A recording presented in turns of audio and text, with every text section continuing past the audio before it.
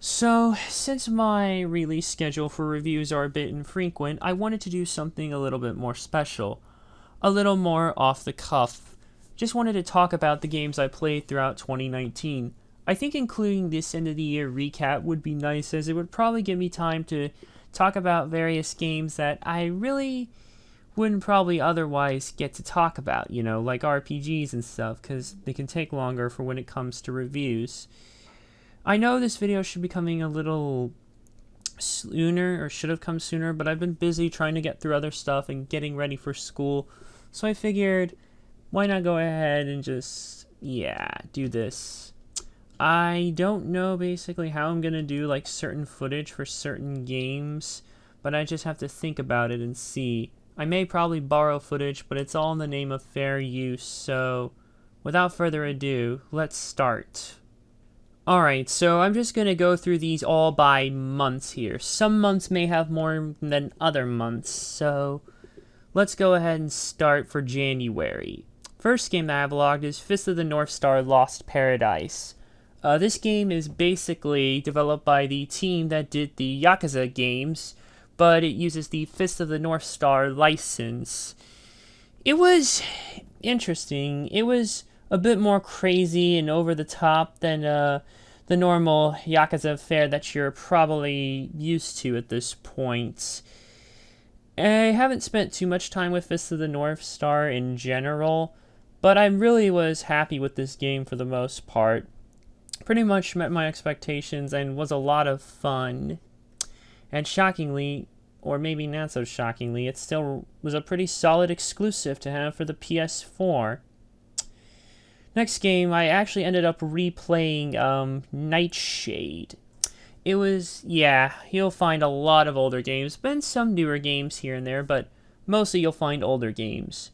So I had beaten Nightshade. Well, this was technically a replay, as I wanted to basically go and get Hotsuma unlocked, because the thing about this game, it is the sequel to the 2002 Shinobi game that came out on PlayStation 2.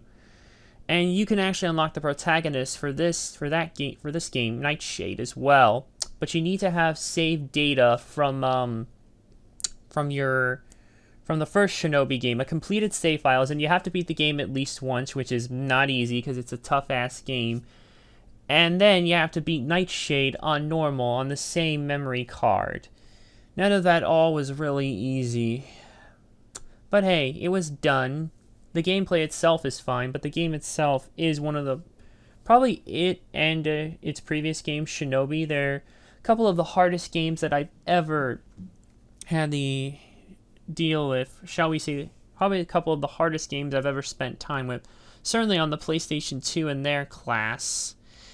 They are fun, but plenty of rage will flow, and God bless Codebreaker, that's all. Next one was Kim Possible, What's the Switch? Finally had snagged it for a decent price after it was a hidden gemmed by MJR, for lack of a better term.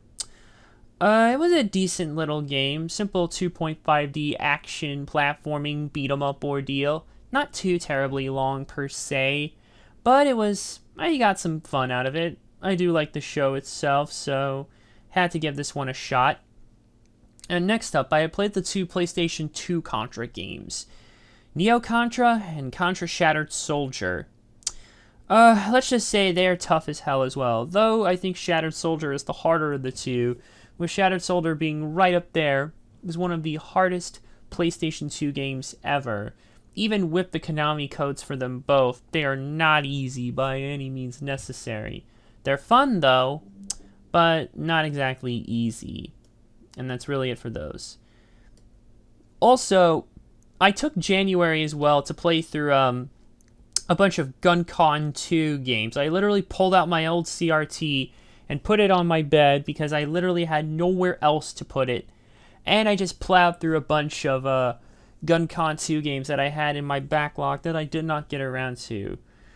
The likes of Time Crisis, Crisis Zone was one, that was fun, but also other ones I got through include Dino Stalker, which was basically it was in the what is known as the Gun Survivor side series that Capcom had However, the first two were Resident Evil games. This third one was, well, Dino Stalker, or sort of a Dino Crisis type ordeal. But for some reason, it was known with the name Dino Stalker here. It was interesting, actually using the thumb con to move around and just go forward. You know, it was something. Bit short, but it probably will warrant multiple replays when I can find a better setup. Vampire Knight was another interesting GunCon 2 one. Basically, it was like House of the Dead. Hell, it was kind of developed by the people who did House of the Dead and co-published by Sega and Namco. But it basically used the, but it basically was you hunt vampires instead of zombies. It was interesting. Endgame. This was like a Time Crisis-like game, almost mixed with like kind of what, again, because MJR hidden gem this one. Basically what ended up happening was, it kind of got mixed with like Run Lola Run, which kind of shortly became a favorite film of mine. Yeah, well, mostly because the protagonist is a redhead. She does kind of run a bit, but you still have a lot of gunplay in it though, like Time Crisis. Also Ninja Assault, which was another interesting one. I don't know if I quite want to say House of the Deadish, or it kind of is, but fighting ninjas instead to rescue this princess. It was fun. And the last GunCon 2 game of the bunch was that I had to beat was Resident Evil Dead Aim. Pretty much the fourth and last in the Gun Survivors series. Only this time with the Resident Evil name here with it in the States. And the protagonists are kind of like a discount Leon and Ada, but at the same time, it's still, I got some good joy out of it at least. Albeit it can be a little confusing trying to figure out where the hell to go at times, but it was still fun nonetheless. This next one here, I tied up a loose end that I got stuck on for years and could never finish properly. Sonic Adventure 2 Battle. Yeah, I actually had picked this one up way back in 2010, but could never really finish it. Got stuck on the Dark Stage treasure hunting stage. It's like the last treasure hunt for the Dark Story. And those treasure hunting stages were the absolute worst. They're pretty much what almost made me give up on the game, because the truth about SA2 Battle is that it's really only 2/3 good of the game. The treasure hunting stages are worse to deal with in Adventure. At least in Adventure 1, you can deal with them better.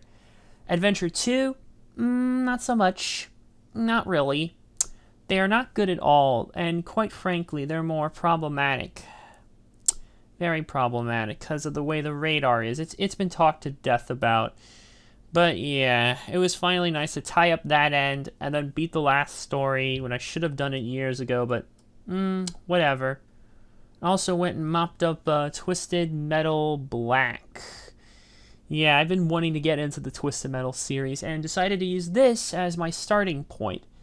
And I think I did the right choice, ultimately. I mean, the game itself was fun as hell and crazy twisted, but, it's in the title, but it was a nice change of pace from the past Twisted Metal games.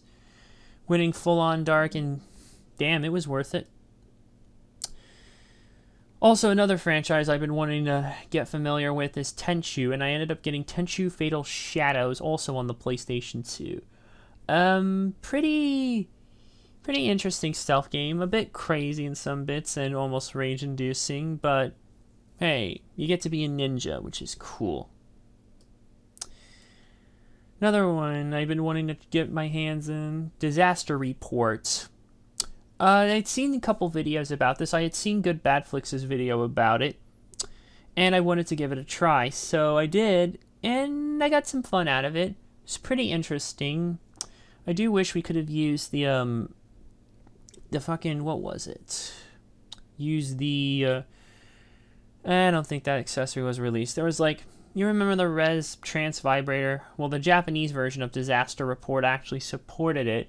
Because basically you're trying to survive this island and get the hell off of it. Like, you're basically a reporter and you get like a job there. going into like this artificial island. But the thing, somehow, something went wrong somewhere, and the island is falling apart, quite frankly.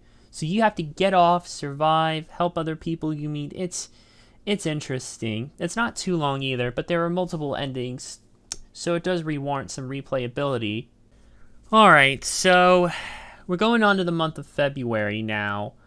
I have to cut in here a little bit because I kind of went on without even realizing it into February. Oops. Well, whatever. It can't all be perfect, you know. So, anyways. Next, I played Firefighter FD18. It's kind of like a third-person shooter, but you're a firefighter. And basically, you have a hose, and you basically... yeah, you're going around and just stopping fires. It's kind of interesting, but you have all, like, these different gadgets and stuff. Yeah, and it's interesting. You play as, like, a skilled firefighter, and, like, the plot of the film, if you've ever basically seen the, classic, what year was it? 1991 film Backdraft with Kurt Russell. Basically, this game is kind of like that, actually. I haven't seen the film, but now I kind of want to after playing this. Yeah, pretty interesting film. I mean, not film, game. I'm sure Backdraft is, but yeah, that's what happens when you're off the cuff. So after Firefighter FD18, I finally had finished a game that I had gotten for Christmas, actually. Ghost in the Shell Standalone Complex on the PS2. Ghost in the Shell, again, I've been wanting to get into the franchise, but mostly I wanted to see what any games there were, and I think this might have been one of the more recent ones that I could get my hands on, to say the least, not counting some of the other stuff. If I'm looking at other games for Ghost in the Shell, I don't even think there really is much. But, what can I do, really? It was a simple little third-person shooter, but the lore of it all seemingly was still there, and it still looked nice and was fun to play through at times. Next, wait, that's it? Apparently the month of February was very short, actually. That's a shame. Yeah, February was kind of a slow month. Schoolwork, it really picked up, so I wasn't able to play as much, because, you know. But, March, spring break came in, and that may have allowed me to get in a little bit more than I did here. Let's see. First game I beat was Eternal Darkness, Sanity's Requiem. Now, I actually picked this game up, actually, a year before. I had found it at a convention, essentially, and I wanted to get back into GameCube collecting. So I went and picked it up. I didn't pick up a lot of games the first day at that convention, so, yeah, it was an anime convention, but there was a vendor there selling games, a couple vendors, and one of them was like one of the local shops, sort of. So yeah, picked up Eternal Darkness, didn't get around to it until like about a year later or so, and hell of a game too. It really is trippy. Like, I think the psychological stuff is even crazier than that in games like Silent Hill, because it actively screws with you, and like, almost tricked me, actually, into deleting my save game once. Yeah, because it's that crazy. Didn't get the GameCube memory corrupt, what was it? Trip effect for the sanity meter, because you have, like, a sanity meter. But as you keep getting attacked at times, it can get lower. And what happens is that, well, you can get screwed, basically. Like, or basically, the game starts doing things to screw with you, basically, and make you question your own sanity, hence Sanity's Requiem. I had also finished Shining Tears, an RPG set in the Shining Force universe. And the thing about it, it was kind of an isometric overhead action-ish RPG. Action ones, though, are kind of more of my thing compared to turn-based. But it's still enjoyable nonetheless. And it was something. Lifeline was next, and Lifeline was the next one I beat, and that is one of the craziest games ever. Like, basically, you have, like, it's mostly because it's voice controlled, and this is another one I tried to get for a while, But MJR hidden gemmed this one so bad, I couldn't find it for a good while. I actually had to go and get it from a local seller off Craigslist, because they had it the cheapest compared to what I could find for it. But yeah, I even told the guy when I bought it from him, yeah, this game got hidden gemmed by MJR, and like you were the only one I could find that had it for a good price. Still, it's a survival horror game, and you're basically working with this, you're on this hotel station in space, and basically, you have like a headset that you use, like, you literally use the PS2 headset mic to help guide, this sort of cocktail waitress who you meet. Like, you're caught up in this room with all these monitors, and she is the only one, like, who can sort of move around, because you're locked in that monitor room. And so basically you have to guide her to around the place so you two can find a way out. It was pretty interesting, to say the very least. Just don't pay an absurd price for it. Thankfully I didn't. Next up is oh boy, we just keep them so-called hidden gem train running, if you will, for lack of a better term. Extermination. This is a third-person action game that was basically inspired by the film The Thing. Yeah, you know, the John Carpenter's The Thing, one of the greatest horror films of all time.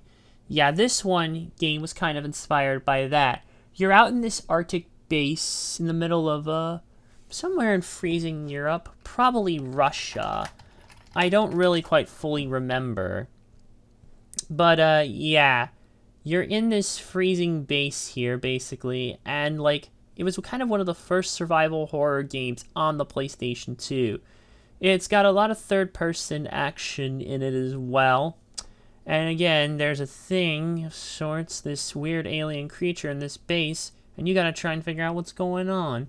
Do a lot of shooting, a lot of alien killing, and it's enjoyable. This next game, though, was not enjoyable. Breath of Fire Dragon Quarter. Oh boy. I'm starting to think, out of all the PlayStation 2 RPGs I've played, I haven't spent that much time with the genre, but I'm looking for all the exclusive ones at least. But out of all of them I've spent time with, this is kind of the worst one of the bunch. Everything that made the earlier Breath of Fires good is gone here. Like, the whole setting has changed. You know, it's too different from its look and its combat. I may actually do a full review of this one, because it's so bad that I feel like I need to talk about it. And I wanted to like this game. I really, really, really wanted to like it. But just the combat system, to keep a long story short, it is one of the combat system this game uses is like a mix between turn-based and sort of real-time strategy, or not real-time strategy, turn strategy-based. And it's just terrible, okay? I'll just leave it at that. Such a shame. But to cleanse the palate, I finished a good RPG that I had bought but took some time to get through, Shadow Hearts. It's turn-based though, but it's really interesting. It has an interesting setting to it. It's kind of a more darker RPG, so much so that it ended up getting an M rating. And it uses like this wheel, or you have like a judgment ring, where after you select your attacks, it's primarily turn-based, but after you select your attack, if you can stop the marker in the right point on the ring, you can actually land a good amount of damage to get the attack to trigger. And if you can hit it in the smaller red area of the ring, you basically get a faster trigger, or like you can get more damage. It's pretty interesting and keeps you engaged. Only a couple games left to go though for the month of March. We have Bujingai, The Forsaken City. It's a short little hack and slash, but decent. I've been wanting to get more hack and slashes in my collection, and Bujingai was a pretty decent one here of sorts. Although there's one platforming level in like a part in like a level closer to the end that drove me insane. The game itself was still worth it. And to close off March, yet another hack and slash, Maximo Ghost to Glory. Been wanting to dip my feet back into Ghosts and Goblins, but looking at later games, there aren't too much, so I have to take what I can. And although Ghost of Glory is fun, again, it is also tough as hell. So do not underestimate it either. I mean, it's interesting and it's got the aesthetic and look, but my god, it was tough. Still fun though. Going into April though, this one's also a very shorter month, unfortunately. Turns out I really also didn't get too much playtime in because, well, just look. Again, like, I just work and stuff, schoolwork, busy as hell, you know how it goes. But I did beat a few games. One of them was for Twitch, and it's this next one, Incredible Hulk Ultimate Destruction. Oh my god, talk about MJR and the hidden gem nonsense. But thankfully I got it for a good price.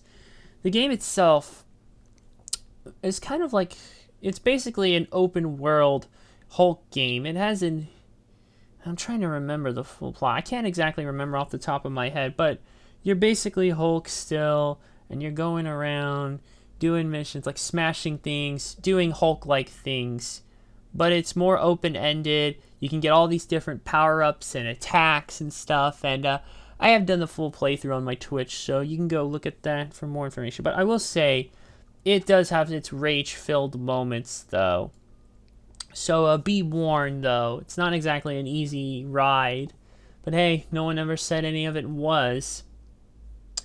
To cleanse the crazy action over the top names, I picked an interesting RPG that I had wanted for a while. Dark Cloud. Yeah, this was a level 5 RPG. That actually was their first. And it's kind of an interesting, like, it has city building elements, and it has, like, Zelda-like elements. It's an action RPG. The thing is, like, before the world is, like, destroyed, there's, like, these orbs that store, like, all these buildings and people and stuff. And when the destruction does happen, you play as a young boy who basically survives the ordeal and sort of has to put it all, his sort of world, back together by going into these dungeons and getting these sort of orbs that have these objects stored in them. It's actually very interesting, and the city building element was nice to fool around with because I love city building stuff. And finally, yeah, it was worth it. And finally, the last game, which is probably another game I'm going to save a full review for, Under the Skin. Man, when you talk about weird PlayStation 2 games, I think this is one that absolutely deserves a mention, quite frankly. Between games like Godhead and Stretch Panic, that's one thing. They're mostly of simple gameplay, not weird game genres, but more like weird elements in them, especially the likes of Godhand, which was also made by Capcom. So I guess it's not surprised that this game here is also very weird. You are basically an alien and you're sent to Earth to cause mischief. And really, this game is just, whew, it is something else. Like, not necessarily bad per se, but it's just so wacky, weird, crazy, batshit fun. Yeah, I really think I should do a full review of this one here. Why don't we go ahead and go on to May. May itself is more of officially the kickoff point at times, where the things get real, where you really start just pumping the time into certain games, you know. That said, I still didn't have too much to play, or didn't get too much done here, but I still got some noteworthy things done that I wanted to. Starting with Suikoden Tactics. Now, I had picked... Now, here's the funny story for me getting into Suikoden. At Delta H-Con 2018, I had picked up both Suikoden 3 and Suikoden 5 at the PlayStation, for the PlayStation 2. Then, at my next convention, Retropalooza Houston 2018, which wasn't even that long off, it was like end of July, Delta H was around mid-July. After that happened, I had found both Suikoden 4 and Tactics. So within that short span, I had managed to get all 4 PS2 Suikoden games. I finished Suikoden 4 back in November of 2018, but didn't get around to Tactics until May 2nd of 2019. Tactics is a big change of pace for the other Suikoden games, but its story does tie into 4, and if you have a completed save file for 4 with all 108 stars of destiny, you actually get your character from 4 already leveled up and ready to go. It was kind of an interesting twist, change of pace from the norm. And I am playing them in chronological order, which is why I started with 4 in Tactics, and I'll be going to 5 once I clear some other things off the backlog. Then I completed .hack Infection and .hack Mutation. At the same convention, I got Eternal Darkness, Sanity's Requiem, Anime Matsuri 2018. I also went and picked up .hack Quarantine. So unfortunately, though, they didn't have the other .hacks in stock. Well, it was a different, vendor compared to the one I had bought Eternal Darkness from. But yeah, I went and bought it. And also, then I had to go and pick up the others. And I just picked up the other 3 off eBay. So yeah. Or at least not so much the second one, but I got the first and third off eBay for decent prices. They were interesting. Action RPG, but emulating an MMORPG, a very, very interesting one. And I streamed them all on Twitch. I wanted to make it the first series I ever streamed on Twitch, through the PlayStation 2, and sort of usher in the PlayStation 2 era. Well, not quite the PlayStation 2 era, but that PlayStation 2 games are ready for action for me on Twitch. And it was worth it for those two. Also, in between... Oh, and I did finish .hack Outbreak as well the same month. But in between, I went and played... in between that, to break up the monotony of RPG, so I didn't play too much of the same genre in a row, I had played Maximo versus Army of Vind. This was a pretty... interesting game. It was basically the sequel to Ghost to Glory, but it's actually a bit easier. And I kind of like this one better, though, because it's not really too difficult. You can freely save. It is more focused and more structure forward. Feels less crazy as hell, but I still like it. Yeah, I like both of the Maximo games. With that, we'll close out May.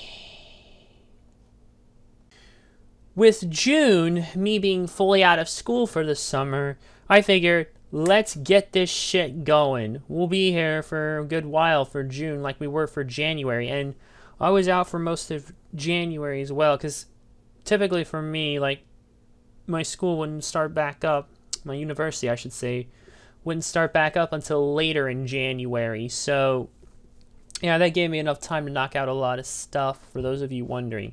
So yeah, on to June. Star Wars Racer Revenge, the sequel to Episode 1 Racer.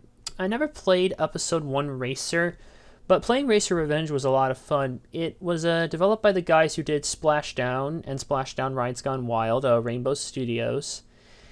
And it was actually a lot simpler than I thought it would be. Well, at times, it could still be a little crazy, but game was still a lot of fun.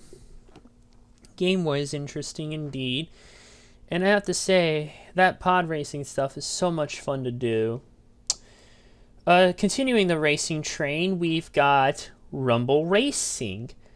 This is kind of like, I guess, Mario Kart meets Need for Speed in a way. And it was handled as well with the help of EA Games, so I guess the NFS part doesn't come as much of a surprise. But you can also do things in the air and to get turbo. And the game is a lot of fun. It gets tough at times, but it is really fun. And I did get everything unlocked in it. And not easy, but it was worth it.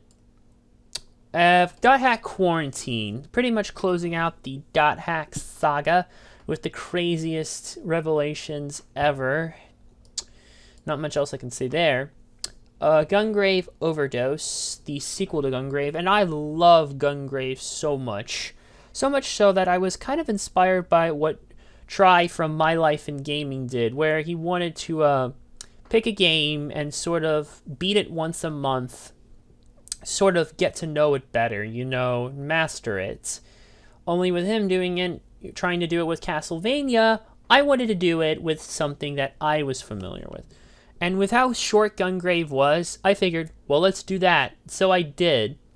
Eventually, I did get my hands on the sequel, Overdose, which some people say is an improvement. In some ways it kind of is. It's not as short, although it's still not exactly a long game either. You can kind of beat it in about 4 hours. No, I'm not doing the you-know-what. But yeah, it was still enjoyable as well. Bit tougher as well than the original, but still good. And Dragon Ball Z Budokai is next on our list. Now I picked this one up at 2019's AM, but unfortunately, story time here, I got Schmeckledorfed, for lack of a better term, because the people who sold it had it wrapped up in shrink wrap, and they had other games for sale, but this, they had it in the shrink wrap, or in poorly looked shrink wrap, and still had the old label on the top of it. The old PS2 label, you know, when you bought a game, PS2 game sealed, and it had that label on the top for older ones, like pre-2005. Like pre-mid-2005. And the thing is, though, it didn't have the manual in it, but I didn't realize it, but the jerks wanted $30 for it. I haggled it down lower, but when I opened it up, no manual. The disc was still there in good condition, but it was Schmeckledorfed. Luckily, eBay saved my ass, thankfully, because that's where you go buy replacement parts for this stuff, missing manuals and things like that. So I got it fixed. As for the game itself, well, it was pretty good for the time, essentially, and I did get some joy out of it, but it really kind of can't compare to any of the later DBZ, like Budokai games. But hey, it was the first of its bunch, so for its time, you could still get some enjoyment out of it. And actually, for last year's Delta H-Con, I actually got it signed, and my copy of Budokai Tenkaichi, both signed by Jeremy Inman, the voice of Android 17. So that was pretty cool. I even got both autographs for free. So yeah, that was nice. Fun game, and I got it autographed. Next up is Finny the Fish and the Seven Waters. This is it's a platforming game, or underwater kind of adventure platforming ordeal. It's kind of like Echo Jr., but you're not a dolphin. You're a fish, and you have to go around this, you're just sort of traveling around the sea, and it's an interesting little game. It's interesting, it's not too long, but it is fun. And finally, Met Goodness with Gun Griffin Blaze. Been meaning to get into Gun Griffin, and so this was the entry on the PlayStation 2 to try. Thing is, the control scheme is reversed, like for the analog sticks. Use the right analog stick to move and the left for the camera. It's ridiculous as hell, but once you get it down, it's actually a lot of fun. Tough at times, but it's fun. And that wraps up the month of June. July, though, oh boy, this is gonna be something. As the summer rages on and we go into July, more games need to be beat. We start with Twisted Metal Head-On, which I picked up at last year's Retropalooza Houston. And Twisted Metal Head-On was interesting because it has both an enhanced port of the PlayStation Portable game of the same name, which is just more Twisted Metal goodness, and it has levels from what would have been the sequel to Twisted Metal Black. Twisted Metal Black, I think, Harbor something. I forget, essentially. But the thing is, though, they were working on a sequel to Twisted Metal Black. Yeah, Harbor City, that's what it's called. Harbor City, I have it pulled up. Unfortunately, development of that game was sadly canceled. It was never officially announced, though, and the project was later scrapped. It was originally planned to have the levels of Harbor City be expanded and interconnected, like a single world. The 4 levels that were complete were pretty much included in a bonus feature called Twisted Metal Lost, which is also a nice touch. And it's pretty much what you expect from Twisted Metal. I can't say anything else. Sky Odyssey is next on our list. I picked this one up also from Retropalooza Houston from geez, I finally found his YouTube channel, and yeah, I got that one pretty cheap. I got it and Tribes Aerial Assault for $5 each, or both of them for $5.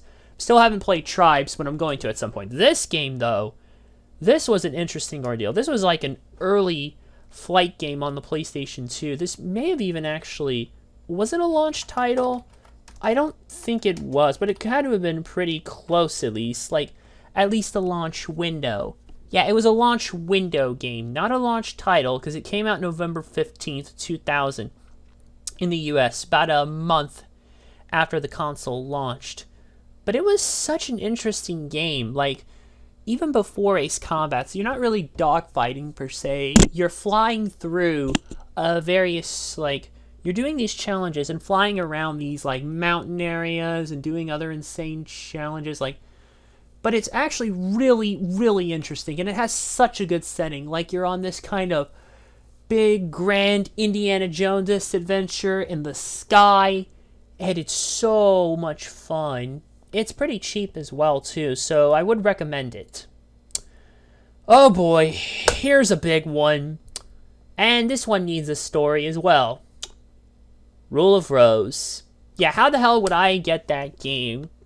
Well, lo and behold, this was an early birthday gift, and I got my copy from none other than the awesome Games of War. Unfortunately, he had to sell off some of his more rarer games, and I was one of them who decided to buy him out, because the dude makes awesome videos. I would recommend you go check him out as well. Also talking about games. And so the thing is, he was selling some of his more rare ones, and one of them happened to be Rule of Rose. So I thought, hey, this was actually before my birthday was coming up, like a week or so before, so I thought, why not get an early gift? I'm not going to get too much anyway, so if I'm going to get a rare one game, I might as well make it a rare one. And not just a rare one, but quite frankly, the rarest on all of PlayStation 2. It's a very nice gift, though, so I can thank my mom for helping me out with that.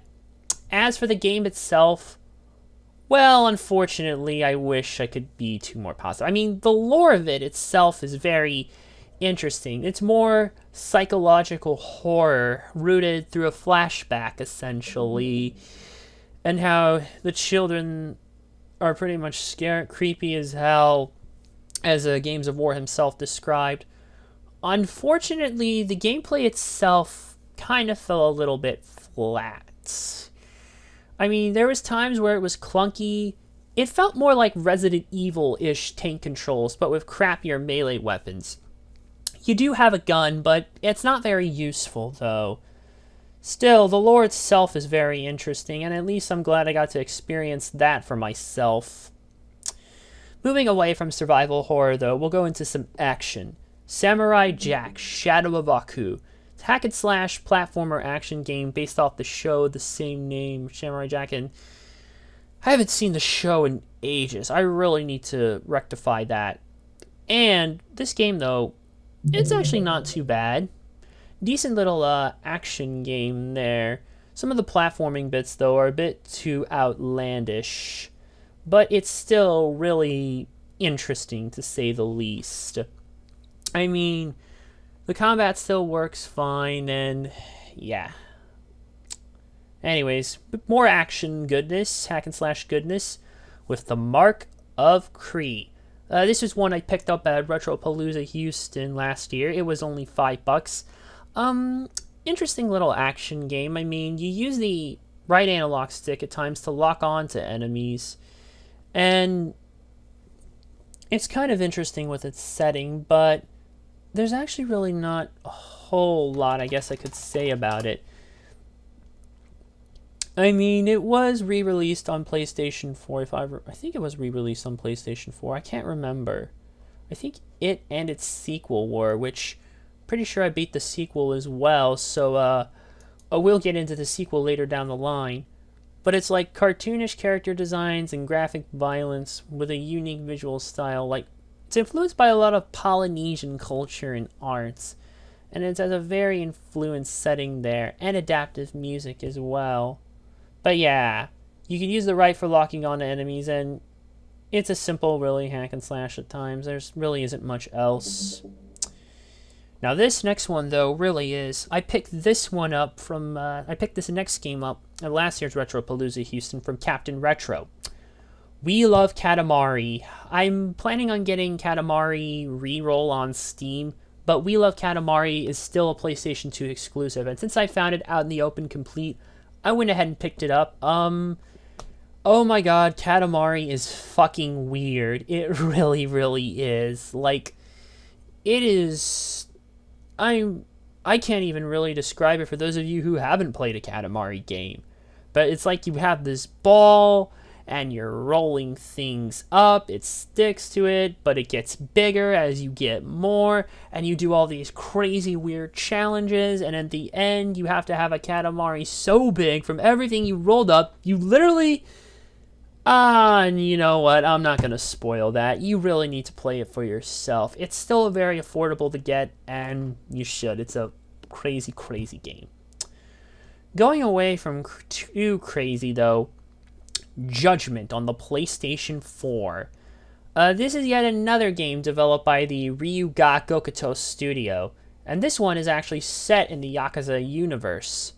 But the thing about it is that it follows a different set of characters.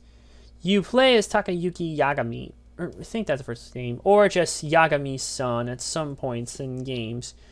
But Judgment itself has like a mix of like some Ace Attorney-like elements in it. Yeah, Takayuki Yagami.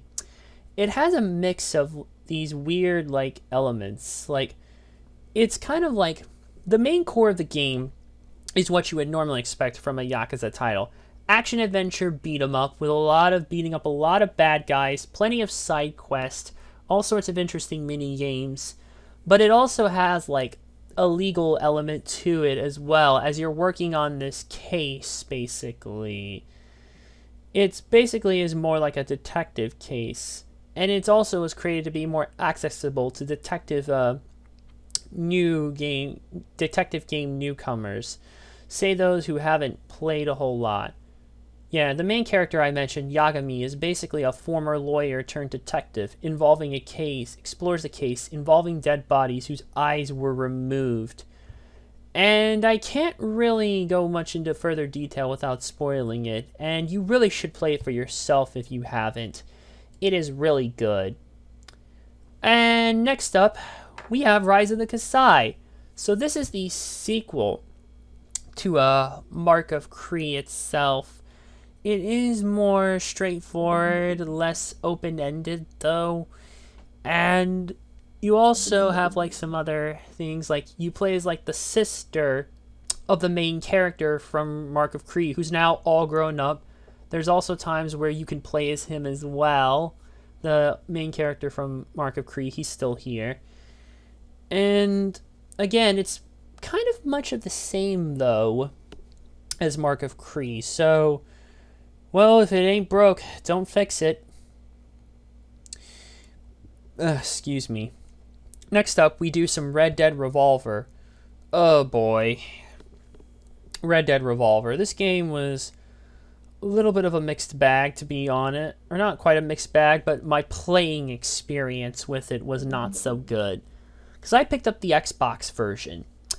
And if you try and play it on a 360, big mistake. I learned it the hard way and had to do a redux on my Twitch months later. Like, it was just bad. Like, there was like times where levels wouldn't load if your Xbox 360 is set to 720p or higher. There's times where levels would straight up just crash. It was just not a nice experience.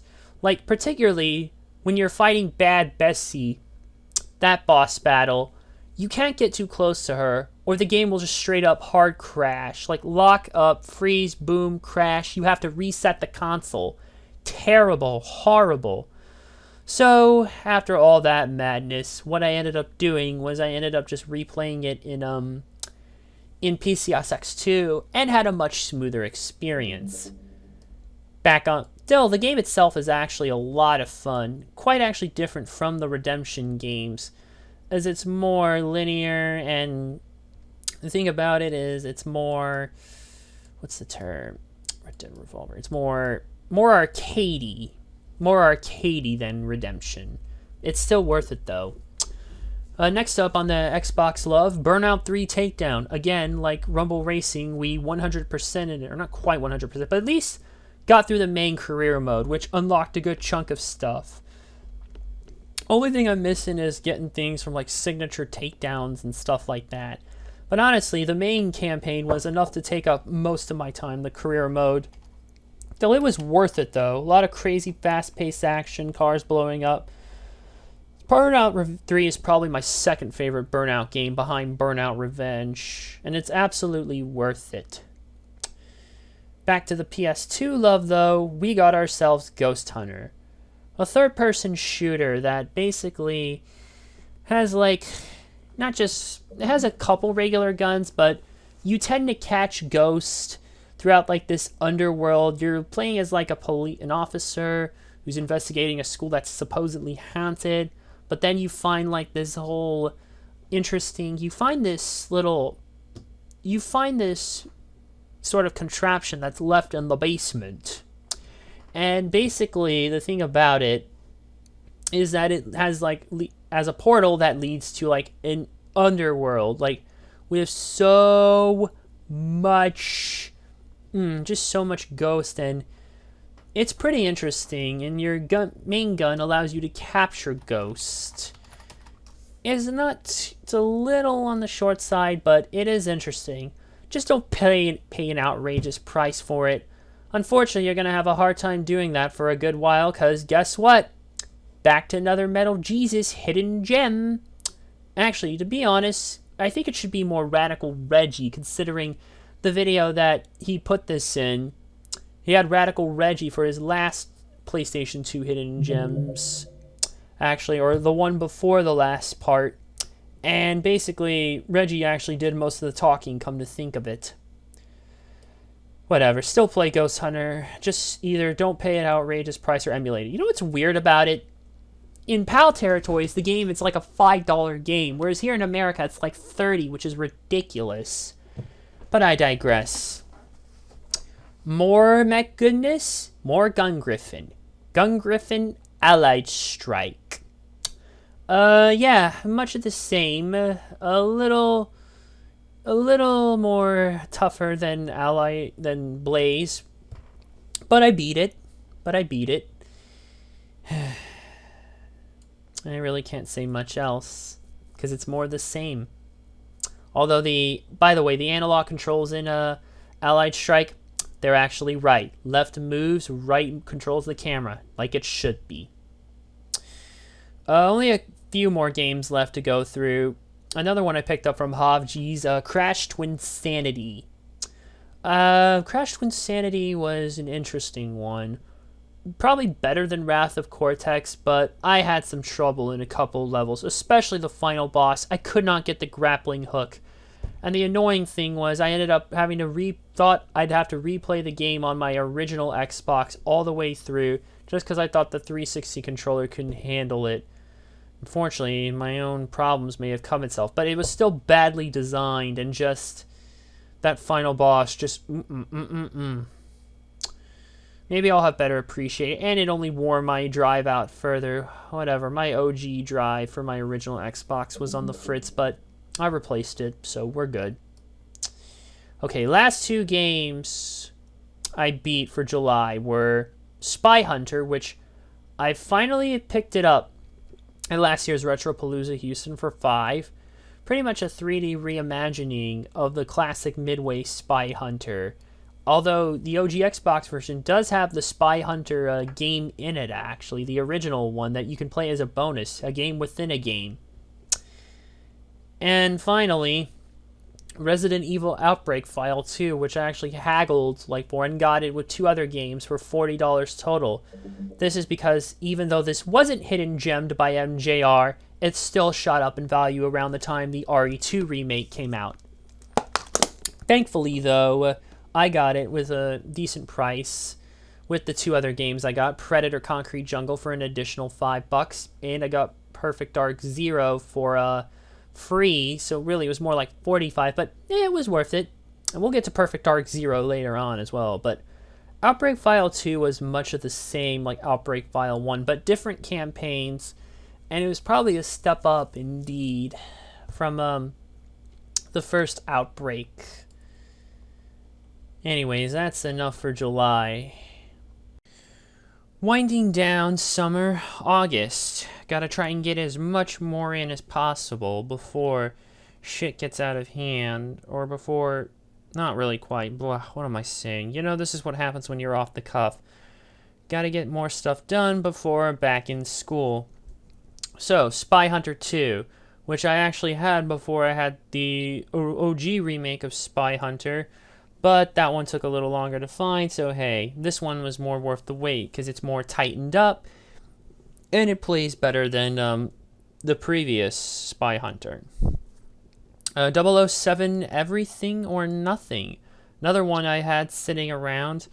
Probably the best third-person shooting-ish Bond game of the bunch. First person, it's a different story, but this game is still pretty good. It might just be my favorite Bond game of the 6th generation. Robotech Battlecry.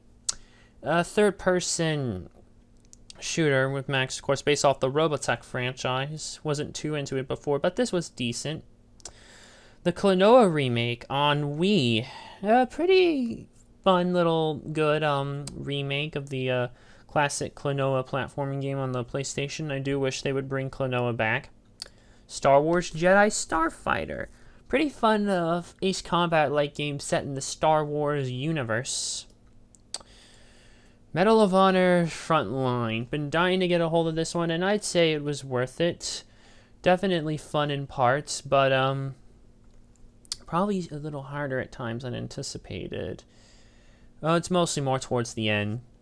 Need for Speed Underground. Well, this is actually a replay I did. I've played through this game plenty of times over the years, so I just wanted to finish this one on the PlayStation 2, my old save card data, with a fresher copy that I got with a lot that has since been traded in. I still have my OG copy. I resurfaced it, and it works like a charm now. Anyways, there's been so much said about Underground, so I'll just say it's awesome and move on. Urban Chaos Riot in Response. Keep dummy so-called hidden gems coming, or excuse me, hidden gems. I need to say it like Dr. Evil, you know. Anyways, but Urban Chaos Riot in Response is kind of an interesting FPS, because you're on the opposite side. Like, you're an officer, and you're trying to stop these riots, and it's pretty crazy, too. And there's fun to be had with it. Predator Concrete Jungle, the one that I got for $5 by buying Resident Evil Outbreak File 2. That was pretty interesting, although way too tough at times. There is fun to be had with it, again, like some of the others. Sadly, it's the last Predator game we got for a good while. I know there's like a new one coming out, but maybe it might be better than this, but I've heard some other things. I have to look into it. Well, this next one I have to put an asterisk next to. Evergrace. Evergrace was just so... I mean, it was like an early action RPG by From Software. And unfortunately, I do have to put an asterisk to complete it because there was a slight complication with it. You see, when I was getting through the second part of the campaign, the data suddenly went corrupt on me in the middle of it, and I couldn't save. And I accidentally shut the console off before I could finish the campaign. So lo and behold, I'm stuck doing the whole game over again at some point. But I got through the first campaign at least. But I'm not in any hurry to go back to it anytime soon, because it's early and has some problems. I think it was a launch title, or at least, again, launch window. Let me check. Oh, damn it, opened up 2 tabs. Evergrace. Actually, this was a launch title indeed for the PS2 in North America, and not one of the better ones. Anarchy Reigns is up next, the sequel to Mad World. Bit shorter than Mad World, but still fun, with a lot of beating up, a lot of gore. It's fun, too. Like, yeah, I played through both campaigns. That's another one I did off Twitch, and it was worth it. Keeping the PS2 RPG train rolling. Full Metal Alchemist and the Broken Angel. A little bit floaty at times with its control scheme, but there is fun to be had with it. Yu Yu Hakusho Dark Tournament is next. We'll go to that one next. Oh boy, because I don't have much else to say for FMA. Oh man, Dark Tournament. I reviewed this game. I did not like this one at all. That's the short version. was clunky, not fun to play at all, and it made me rage so hard that I literally broke the case to the point where it won't snap shut. I have since replaced the case, and you know what? Yeah, I ain't ever touching this game again. Let's just put it like that. But we need to close out the month on a high note, so Rez. Yeah, last game I beat for August was Rez. What a crazy, crazy game. But it's fun too. And I was able to get it on the PS2 complete with the reg card after it finally went down in price, because it used to be uncommon as hell, but not anymore.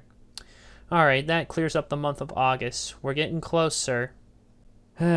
September, September, September. As life keeps getting shorter. No, as we keep moving further into school, less games will be being played. As like 3 of these are on Twitch and 1 of them is not.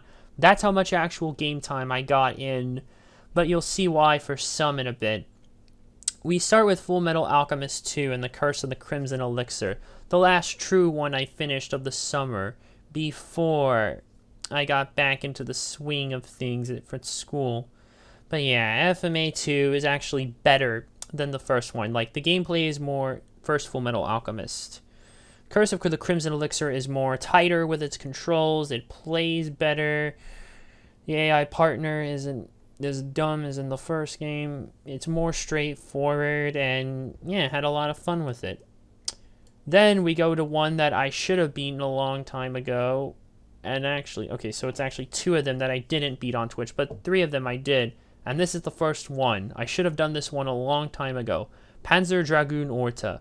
Oh man, what a game. I swear that is one of the best games Sega has ever done. We need another Panzer Dragoon. I know we're getting a remake of the first, but currently it's only slated for Switch. I hope it comes to other consoles. Man, that game. So much has been said that, yeah, I don't think I can really top it. Perfect Dark Zero is next. Another one I played through on Twitch. I actually got the steelbook of it for free thrown in with my Resident Evil Outbreak File 2 purchase. It's a decent little shmup, though. Or not shmup, decent FPS. If you're looking more for that Halo kind of like one, this is kind of it. But there's a Perfect Dark one, and I have played the first Perfect Dark. This is kind of a letdown from there, but I can enjoy it on its own. But I need to go back and finish the first Perfect Dark. I think I got almost halfway through it. Oh, it's been a while. What else is there? Onimusha Dawn of Dreams. This one took a while because it was a big one. The game spans 2 discs. Now, I have played through the other Onimushas. I played through them all last year. Or not last year. 2 years ago. Like, it was 2018. Because I had gotten the first 3 at Retropalooza Houston 2018. And I don't know, this one is better from a gameplay standpoint, but from a story standpoint, well, it is what it is. And finally, Project Sylphid, Ace Combat in Space. Normally Sylphid's a shmup, but these are this one here is more of a, yeah, like I said, dogfighting Ace Combat one. Actually tougher than it at times. But I did get through it, admittedly. I don't know if I really have too much else to say for Self-Feed. Let's just go to October. October, the month of horror, but sadly not a lot of survival horror. Unfortunately, I was only able to get through 3 games for the month of October.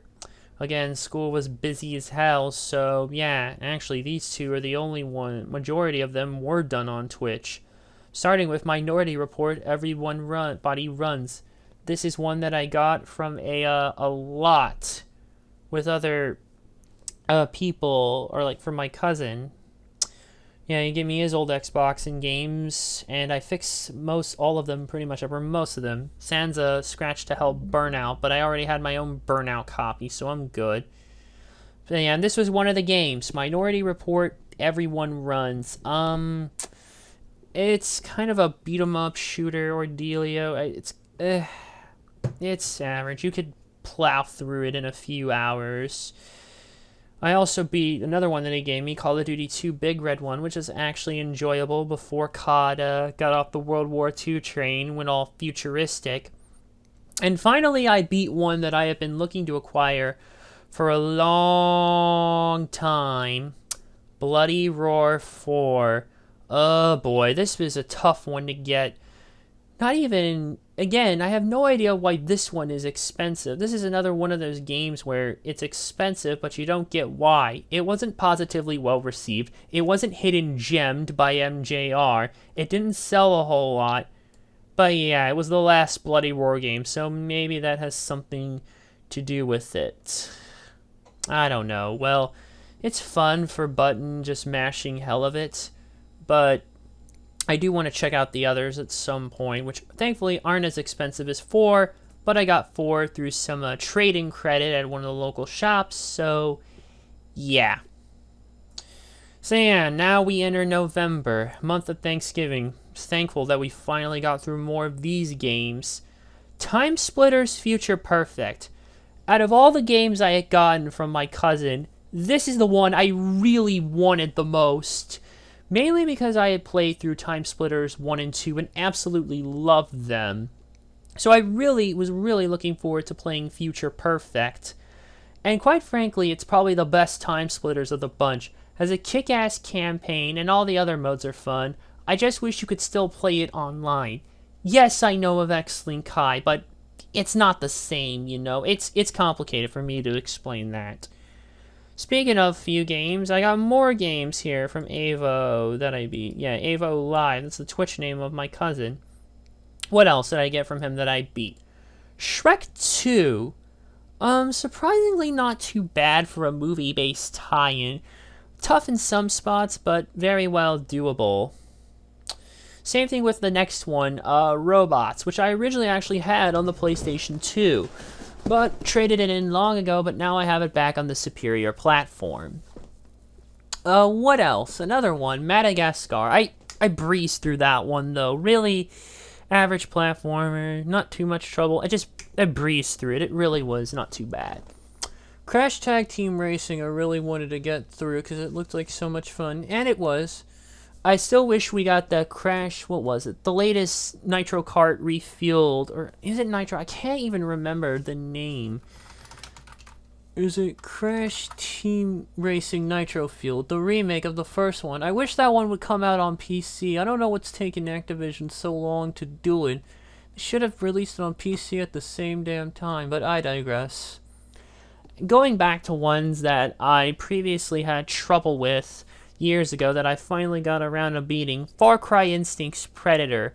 I had bought it digitally and struggled with the game quite a bit because even on easy, the game is brutally difficult. It's probably the hardest first-person shooter I've ever played. Like, you really have to be stealthy with it, and even then, it's just... that fucking game drove me crazy. But I beat it. Well, I should say beat 2, because Instinct's Predator is basically a remake of, basically, it has an upgraded HD versions of Far Cry Instincts for the original Xbox and Far Cry Instincts Evolution. And, yeah, it was something. I'll just put it like that. What else? Oh, wait, that's it for the month of November. Only 1 month left to go. And finally, we get to December. The end of it all for the decade. Starting with Sonic Heroes. I never finished it when I was younger, so I wanted to go rectify that. And it was fun in bits. A bit tough at times, but I can say I beat it. I say 1, 2, and Heroes. And I've beaten other Sonic games as well, but there's still some I need to get through. Pirates The Legend of Black Cat. One that I picked up at Retropalooza Houston last year. Not exactly that exciting at times, but it was cheap. Sky Gunner. I actually beat this one on Christmas Day because this was one of the games I got for Christmas. I didn't get too many games, only 2, and I'll get to the other one in a little bit. So yeah, it was fun. And sadly, this is the last of, or maybe not so sadly, this is the last of the hidden gems. But hey, at least My Life in Gaming gave it the proper praise it deserved and didn't fucking raise the goddamn value of it through the roof. Like, what is it especially with Metal Jesus and Atlas? I mean, Metal Jesus plus Atlas plus Hidden Gems equal price hike. Just stop with the Atlas stuff. Oh wait, I think he's running into the ground. It just seems a lot of Atlas games are really going for higher value, you know, it's ridiculous. Okay, almost there. Hunter the Reckoning. Tried it earlier. It was a pickup from Retropalooza Houston. Tried it, couldn't really get into it, and then I tried it again later, and I did get through it. So, yeah, it's a action.